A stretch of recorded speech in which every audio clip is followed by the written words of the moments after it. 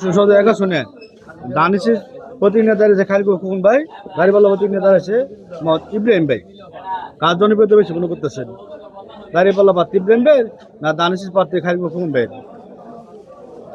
আসলে জনপ্রিয়তার ক্ষেত্রে যদি বলা হয় সেই জিনিসটা হলো প্রবীণ দল হিসাবে খোকন সাহেবের মোটামুটি ভালো সামনের দিকে আছে। আর তরুণ ভোটারদের প্রতি যে একটা আমরা দেখতে পাচ্ছি সেটা হলো আমরা তরুণ ভোটাররা দেখতেছে নতুন কিছু দেখার জন্য। সেই সুবাদে আমিও মনে হয় এখন পরিবর্তনের বাংলাদেশে পরিবর্তনের একটাই ইঙ্গিত আমার কাছ থেকে পাওয়া যায়। আমি চাই বাংলাদেশ আবার পরিবর্তনশীল হোক, পরিবর্তনের মার্কা যেটা সেটাই এগিয়ে যাক। আপনি কি মনে হয় যদি ইব্রাহিম ভাইকে বিজয়ী করতে পারে নরসিংদী সদর একে, তাহলে নরসিংদী শহরটাকে চাঁদা মুক্ত, দুর্নীতি মুক্ত, সন্ত্রাস মুক্ত, মাদক মুক্ত করতে পারবো? এটা আশা করা যায়।